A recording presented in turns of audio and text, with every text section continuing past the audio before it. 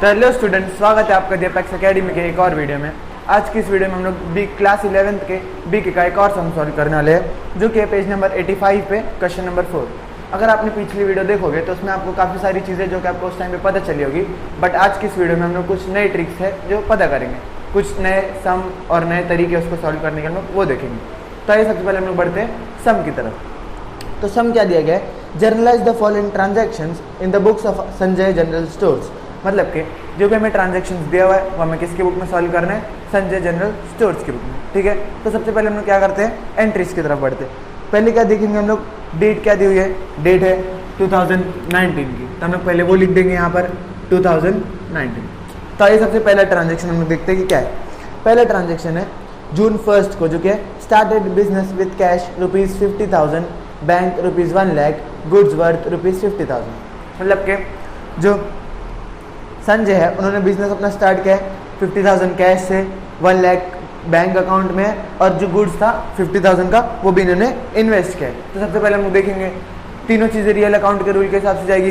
Cash भी real account है, bank भी रियल अकाउंट है और गुड्स भी, तो दोनों में रियल अकाउंट का रूल लगेगा। रियल अकाउंट का रूल क्या होता है, debit what comes in, credit what goes out. तो ये सारी चीज़ें बिजनेस में आ रही है, इसके लिए तीनों कहा जाएगा डेबिट में। डेट क्या है, जून 1। सबसे पहली चीज़ आ रही है क्या, कैश, तो कैश अकाउंट हो गया डेबिट में।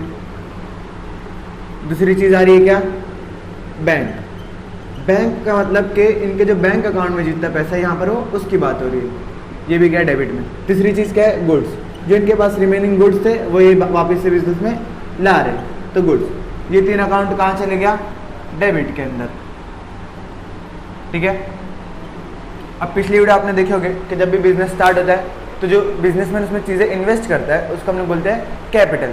तो बिजनेसमैन कैपिटल इन्वेस्ट कर रहा है तो हम लोग क्रेडिट क्या करेंगे, टू कैपिटल अकाउंट।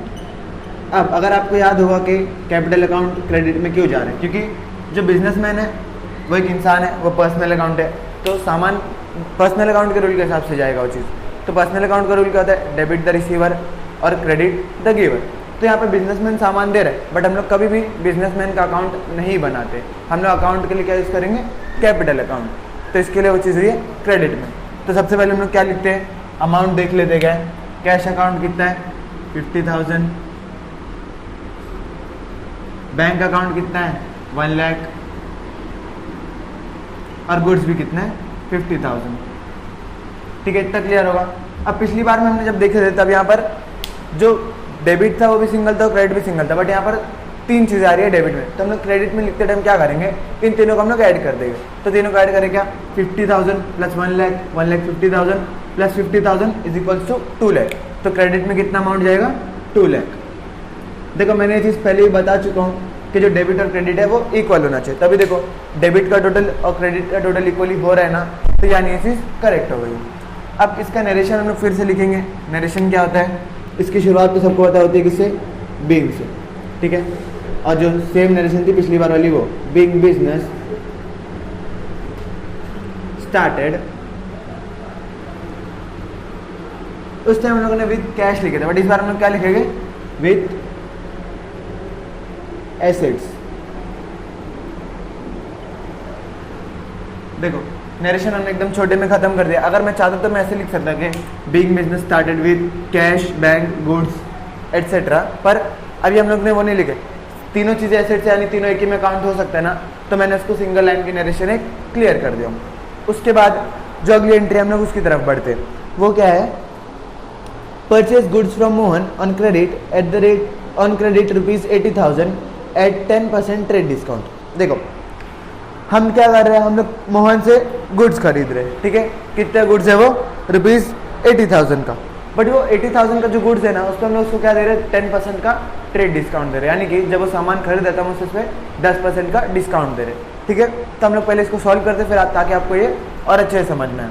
सबसे पहले नॉर्मल एंट्री क्या होती है, देखो परचेज कर रहे हैं, सामान खरीदे तो परचेज अकाउंट डेबिट में जाता है, इतना हम सबको पता है। तो हम लोग क्या लिखेंगे, सबसे पहले इसकी डेट क्या है, वह है जून 5, तो जून 5 हम यहाँ लिखेंगे। ठीक है, परचेज कर रहे हैं, डेबिट में क्या जाता है, परचेज अकाउंट। अब ये डेबिट में गया, अभी क्रेडिट ट्रांजेक्शन है, सब में दिया गया है, तो क्रेडिट किसका अकाउंट होगा? To Mohan account. ठीक है। अब देखो हमें सब में तो ₹80,000 दिया हुआ है, बट हमें 80,000 की एंट्री नहीं करना है। ऐसा क्यों है मैं आपको बताता हूँ। सबसे पहले हम लोग क्या करेंगे, 2 लाइन के नरेशन के लिए जगह छोड़ देंगे, फिर हम नीचे में आपको एक वर्किंग नोट करके दिखा दो। वर्किंग नोट क्या है? देखो इसका जो इनवॉइस प्राइस है जिसे हम बोलेंगे IP, ठीक है, वो है 80,000। इनवॉइस प्राइस वो होता है ना जो हमें मैन्युफैक्चरर से मिलता है। जब मैन्युफैक्चरर जो प्राइस बताता है ना उसको हम लोग बोलते हैं इनवॉइस प्राइस। और एक चीज़ आपको ध्यान रखना कि जो ट्रेड डिस्काउंट है वो या तो इनवॉइस प्राइस पे लगेगा या तो कैश प्राइस पे लगेगा। ठीक है, बट अभी हमारे पास क्या है? इनवॉइस प्राइस है, तो हम लोग इनवॉइस प्राइस पे जाएंगे। 80,000 है और हमें कितना डिस्काउंट देना है? 10%।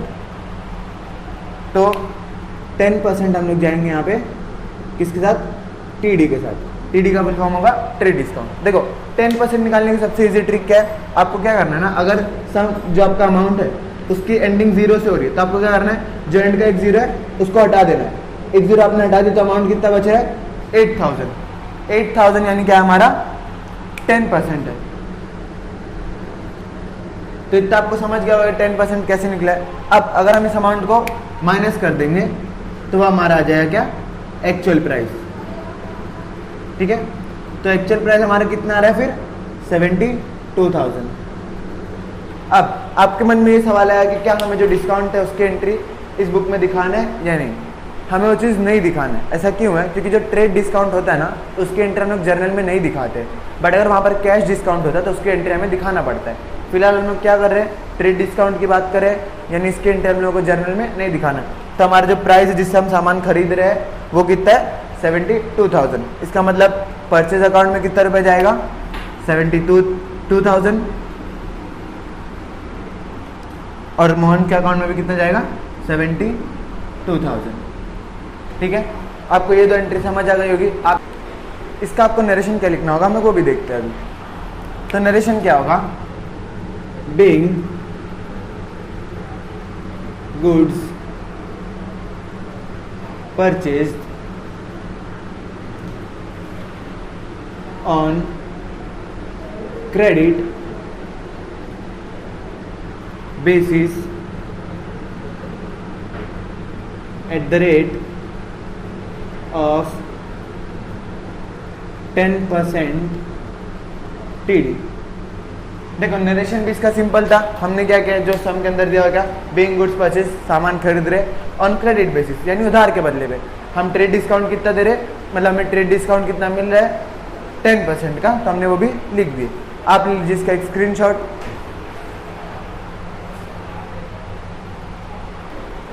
तो अब हम लोग बढ़ते हैं इसकी नेक्स्ट एंट्री की तरफ है, जो कि है क्या?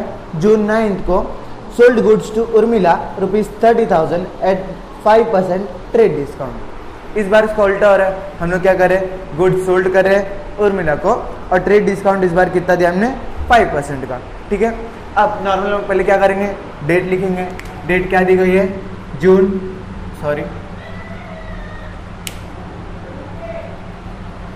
डेट है जून 9। इस बार हम लोग सेल्स कर रहे हैं तो पहले, बट देखिए ट्रांजैक्शन क्या है? क्रेडिट में, तो हम लोग पहले क्रेडिट की एंट्री कर देते हैं। क्रेडिट में क्या होता है? सेल्स में क्या होता है? डेबिट क्या करते हैं हम लोग? जो रिसीवर है उसका अकाउंट हम लोग डेबिट करेंगे, तो उर्मिला अकाउंट डेबिट। ठीक है, अब दूसरी एंट्री क्या हो जाती है? क्रेडिट में क्या आता है? To sales account. क्यों? क्योंकि जो गुड्स है वो बिजनेस से बाहर जा रहा है। ठीक है, इतना आपको समझा। अब जो सम है उसमें अमाउंट हमें कितना दिया गया है? वो है ₹30,000।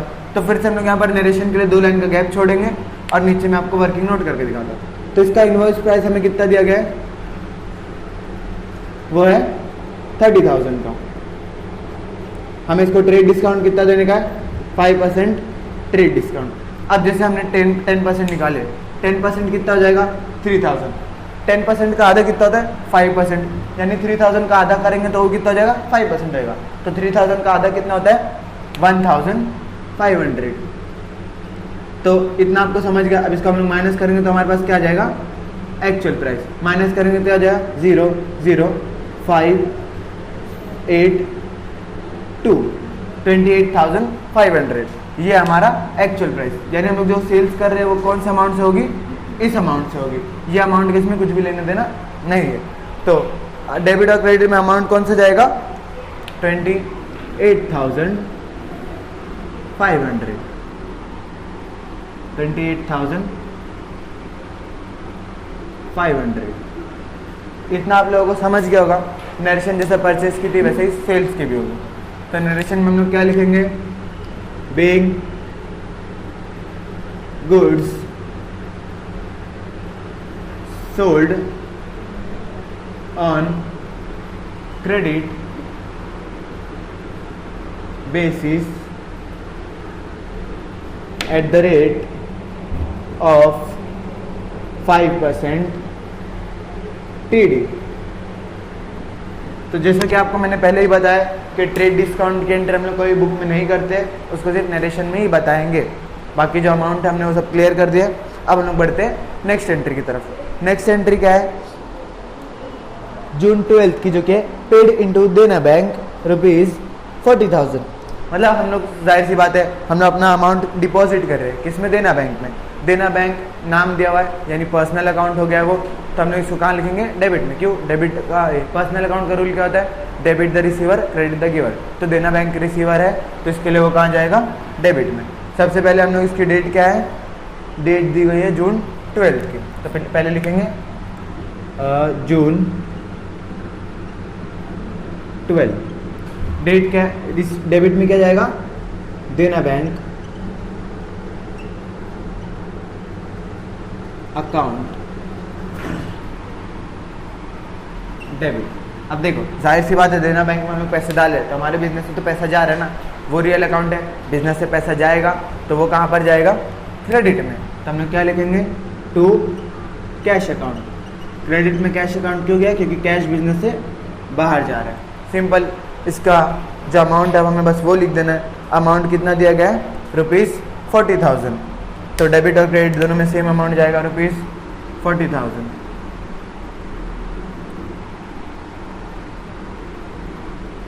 ये हो गया, हमने ये कर दिया। अब इसका नरेशन सेम होगा। देखो जब भी हम लोग बैंक में पैसा डालेंगे तो वहाँ पर हमें डिपॉजिट वर्ड का यूज़ करना है, और बैंक से पैसा निकालेंगे तो हमें वहाँ से ड्राइंग वर्ड का यूज़ करना है, ठीक है।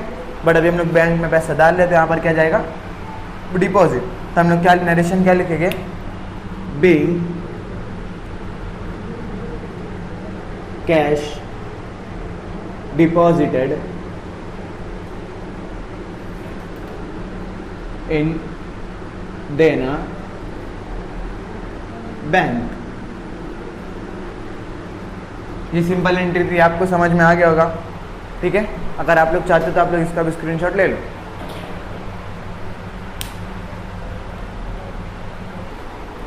तो अब बढ़ते हैं हम लोग नेक्स्ट एंट्री की तरफ, जो कि है क्या, उसकी डेट है जून 15, जो कि है goods worth ₹5,000 distributed as free sample. देखो हमने अपना नया बिजनेस स्टार्ट किया तो हमें एडवर्टाइज करना है चीज़ें, तो हमने क्या किया, जो 5,000 का गुड्स था उसको सही फ्री सैंपल में डिस्ट्रीब्यूट करें ताकि लोगों को उसके बारे में जानकारी मिले। अगर हम ऐसी चीज़ें कर रहे हैं तो वो एडवर्टीजमेंट में काउंट होता है।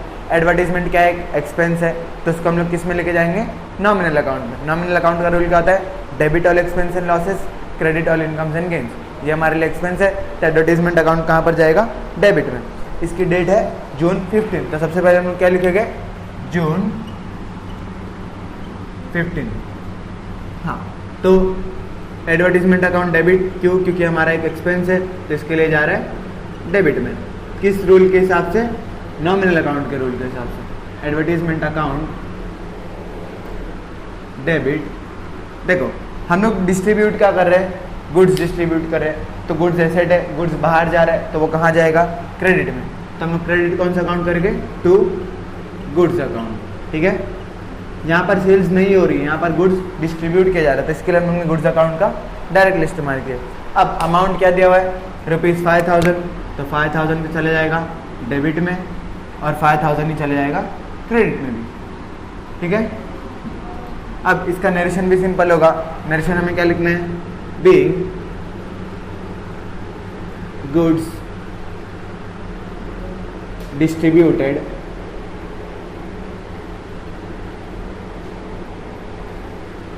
As free sample. देखो जो चीज़ हमें सामने दिखी थी वही चीज़ हमने लिख दिया नरेशन में भी, being goods distributed as free sample. तो ये एंट्री सिंपल है, ये तो आपको समझ आ गई होगी। अब हम लोग बढ़ते हैं दूसरी एंट्री की तरफ। नेक्स्ट एंट्री क्या है, पेड फॉर कमीशन ₹5000 टू आनंद। अब देखो यहाँ पर आनंद दिया हुआ, इसका मतलब यहाँ पे क्रेडिट से रिलेटेड कुछ भी नहीं है। क्रेडिट ट्रांजेक्शन खरीदते या बेचते टाइम होता है यहाँ पर, लेकिन हम लोग क्या कर रहे हैं, कमीशन पे कर रहे हैं। तो आनंद को हमने कितना कमीशन पे किया है, 5000 रुपीज़। अब देखो कमीशन भी हमारे लिए क्या है, एक एक्सपेंस है। एक्सपेंस बोल तो नॉमिनल अकाउंट का रूल लग गया। नॉमिनल अकाउंट के हिसाब से एक्सपेंस कहाँ जाता है, डेबिट में। तो इसको भी हम लोग कहाँ पर लिखेंगे, डेबिट में। तो इसकी डेट क्या दी गई है, जून 22। डेट है क्या, जून 22। कमीशन एक्सपेंस इसके लिए कहा जा रहा है, डेबिट में। तो कमीशन अकाउंट डेबिट। अब देखो जाहिर सी बात है, हम उसे पे कर रहे हैं तो किससे पे करेंगे, कैश से ही पे करेंगे, है ना। तो हम लोग का अकाउंट क्रेडिट कौन सा होगा, टू कैश अकाउंट। ठीक है, इतना समझ गया हो। ये एंट्री भी काफ़ी सिंपल थी। इसका अमाउंट कितना दिया गया है वो भी है सेम पिछले वाले की तरह 5000। तो डेबिट में कितना चले आएगा, ₹5000, और क्रेडिट में भी उसका सेम अमाउंट जाएगा, ₹5000। ठीक है, इतना आपको समझ गया होगा। इसकी नरेशन क्या होगी, सिंपल, बीइंग कमीशन पेड। बस यहाँ पर ही आप इसके नरेशन को ख़त्म कर सकते हैं, क्योंकि काफ़ी सिंपल है। हमने नरेशन पे किया तो उसको हमने लिख दिया। अब देखो, received ₹28,000 from Urmila in full settlement of her account by debit card. देखो इस एंट्री में क्या हो रहा है ना, हम जो है उर्मिला से पैसा मिल रहा है, बट है ना कितना पैसा मिल रहा है हमें, वो है सिर्फ 28,000। बट इसका जो प्रीवियस अमाउंट था, अगर आप जून 9 की एंट्री देखोगे उसमें जिसका अमाउंट था वो था 28,500। बट ये अभी क्या बोल रहा है कि हमें 28,000 ही मिला है, पर वो फुल सेटलमेंट में। इसका मतलब जिसका पहले का अकाउंट है वो क्लियर हो चुका है ना। और हमें पैसा किससे मिला है, डेबिट कार्ड से। मैंने आपको पहले ही बताया कि debit card, credit card, cheque, NEFT, RTGS कहीं भी यूज़ हो रहा है तो हम लोग उसको बैंक में ही यूज़ करते हैं। ठीक है, तो हम लोग एंट्री क्या करेंगे, सबसे पहले इसकी डेट क्या दी गई है, वह है जून 24। सबसे पहले हम लोग क्या लिखते हैं, डेट, वो है क्या, जून 24। ठीक है, तो हमें पैसा मिल रहा है, पैसा बिजनेस में आता है तो वो डेबिट में आएगा। ठीक है, बट किससे मिल रहा है, डेबिट कार्ड से। यानी मैंने किसको बोला है, तो यहाँ पर क्या होगा, बैंक अकाउंट। क्यों, क्योंकि जब भी हमें बैंक ये डेबिट कार्ड, क्रेडिट कार्ड या किसी भी चीज़ से पैसा मिलता है तो हम लोग डेबिट कौन सा अकाउंट करते हैं, बैंक अकाउंट।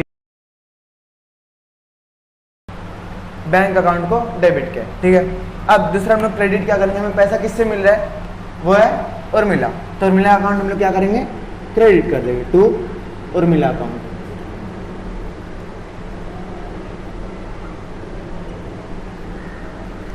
अब अगर आपको याद होगा तो यहाँ पे बात क्या हो रही है कि जो उर्मिला का पुराना अकाउंट है ना, वो उर्मिला सेटल कर चुकी है। ठीक है, तो उर्मिला के पुराने अकाउंट के हिसाब से उसका अमाउंट कितना था, अगर पुराने अकाउंट के हिसाब से हम लोग देखें तो उर्मिला का अकाउंट था 28,500।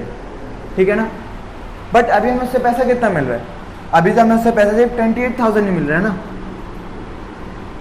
देखो उसका अकाउंट में कितना पैसा था पहले, 28,500, बट हमें मिला कितना, सिर्फ 28,000। बट सब में क्या बोला गया कि उसने फुल सेटलमेंट में वो पे कर चुके हैं। अगर फुल सेटलमेंट आ गया मतलब कि उसका तब पैसा अपने को लेना कुछ बाकी नहीं है, यानी सारे अकाउंट्स क्लियर हो चुके हैं। बट इसको हमें क्लियर करना, बताना होगा कि वो चीज़ कैसे क्लियर हुई है। जो दोनों का डिफरेंस जो आ रहा है ना, दोनों का डिफरेंस कितना आ रहा है, 500 आ रहा है। तो हम लोग 500 को क्या करेंगे ना, उसको डिस्काउंट दे देंगे। फिर क्या होगा, उसका अकाउंट भी क्लियर हो जाएगा, हमारा अकाउंट भी क्लियर हो जाएगा, और हमें पैसा भी पूरा मिल गया होगा, हम ये दिखा सकेंगे। तो हम लोग क्या करेंगे, डिस्काउंट अकाउंट की एंट्री करेंगे। पर देखो उर्मिला के पास हमारा पैसा बाकी था 28,500। ठीक है ना, अब हमें 500 नहीं मिल रहा है तो हमारे लिए क्या है, लॉस है। तो लॉस है यानी फिर वो नॉमिनल अकाउंट के रूल के हिसाब से आएगा।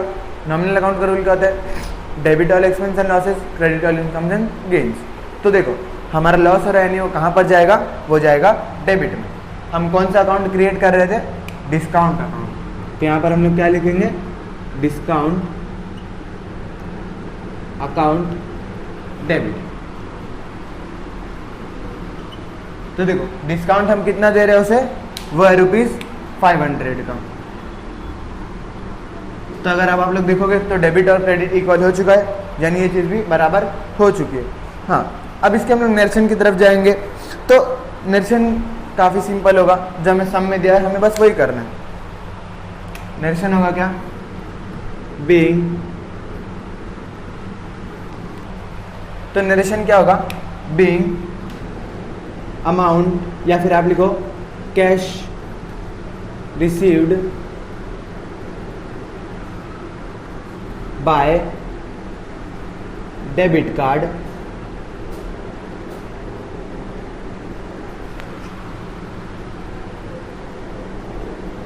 From Urmila in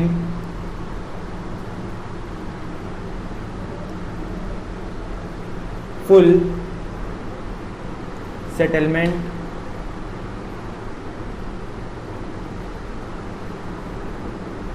of her account। देखो ये चीज़ भी हमें सम के अंदर ऑलरेडी दी गई है, तो हमने ये सम से ही कॉपी कर लिया, ठीक है। तो अब बढ़ते हैं हम लोग दूसरी एंट्री की तरफ। दूसरी एंट्री क्या है, पेड फॉर एडवर्टीजमेंट ₹9,000। देखो ये भी पहले वाले की तरह ही एंट्री है, काफ़ी सेम है, बट यहाँ पर क्या है, हम लोग एडवर्टीजमेंट के लिए पैसा पे कर रहे हैं, गुड्स नहीं दे रहे हैं। तो क्या है, 9,000 का जो एडवर्टीजमेंट चार्जेस था वो हमने पेड कर दिया, ठीक है। उसकी डेट क्या दी गई है, सबसे पहले हम वो लिखते हैं। डेट क्या है, जून 29। इतना आपको समझ गए। अब एडवर्टीजमेंट एक्सपेंस है तो वो कहाँ जाएगा, डेबिट में जाएगा, ये भी आपको पता है पिछली एंट्री की वजह से। तो एडवर्टीजमेंट अकाउंट डेबिट करेंगे हम, एडवर्टीजमेंट अकाउंट डेबिट। अब पिछली बार हमने क्रेडिट क्या किया था, पिछली बार हमने क्रेडिट किया था गुड्स, बट यहाँ पर गुड्स की बात नहीं आ रही, हम पैसा पे कर चुके हैं, यानी कि जो पैसा है वो बिजनेस से जा चुका है। तो क्रेडिट हमारा क्या होगा, कैश अकाउंट, इसलिए हम लोग लिखेंगे क्या, टू कैश अकाउंट। सिंपल थी एंट्री भी काफ़ी। इसका अमाउंट कितना दिया गया है सब में, वो है 9,000। तो 9,000 हम लोग डेबिट में लिख देंगे और फिर 9,000 हम लोग क्रेडिट में भी लिख देंगे। अब इसकी नरेशन भी सिंपल है, आप लोग एक बार खुद से गेस करो, फिर मैं उसके बाद लिख के बताता हूँ। इसकी नरेशन जो होगी वो ये है, बीइंग एडवर्टीजमेंट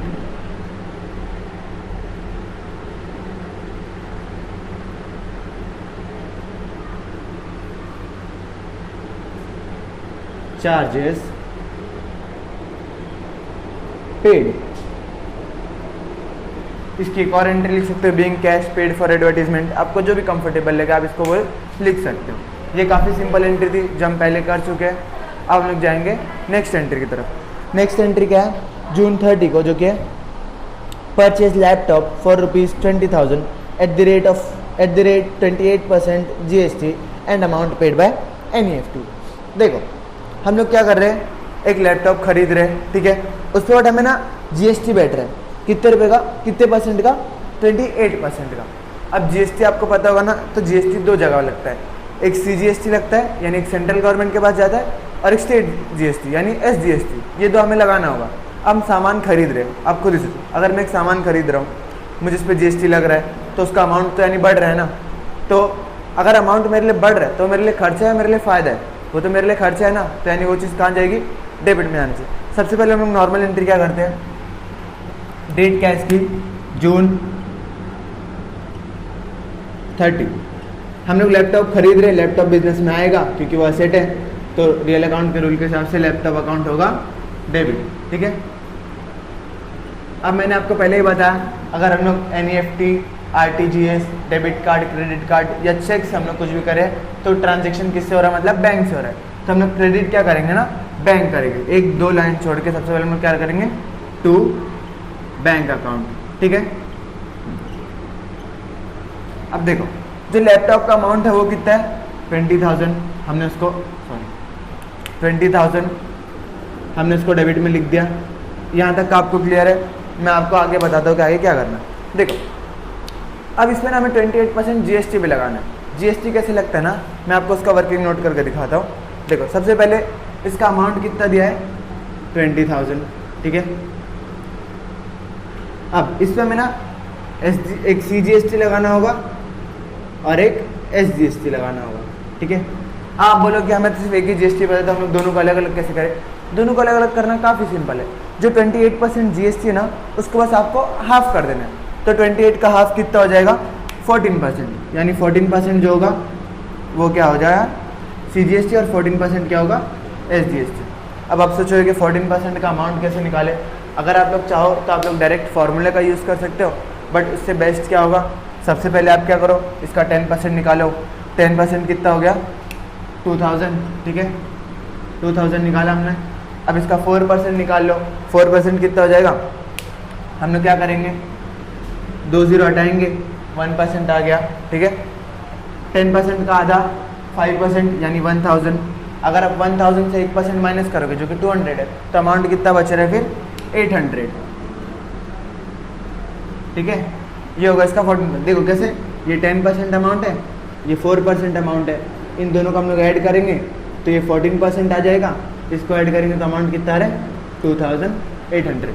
एक 14% आ गया, मतलब दूसरा भी अपने पास आ गया। तो हम लोग क्या करेंगे, एक तरफ लिखेंगे 2800 और इधर भी लिख देंगे 2800।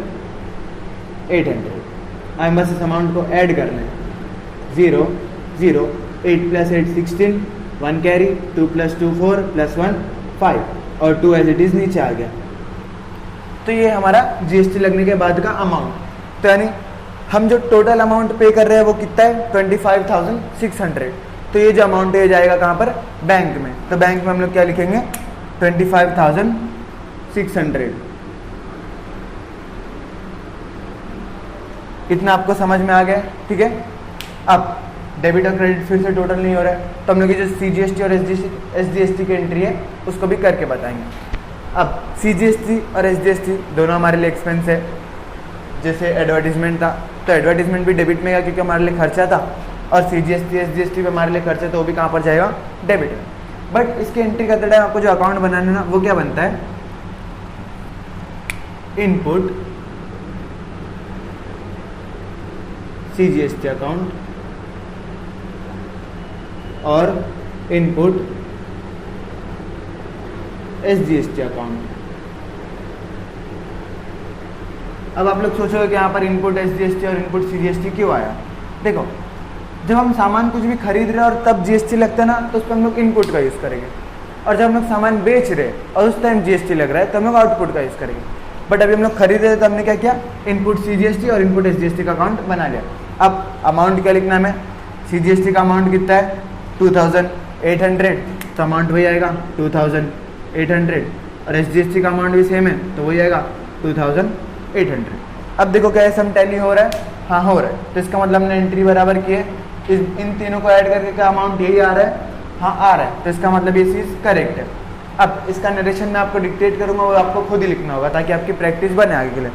तो देखो हमने क्या क्या है, लैपटॉप परचेज किया है, बट किसके थ्रू किया है, NEFT के थ्रू। तो हमें वो भी बताना है। तो हमने लिखेगा being laptop purchase by NEFT at the rate of 28% GST, ठीक है। अभी का जो हमारा समय वो कंप्लीट हो चुका है। मैं फिर से आपसे मिलूंगा नेक्स्ट वीडियो में।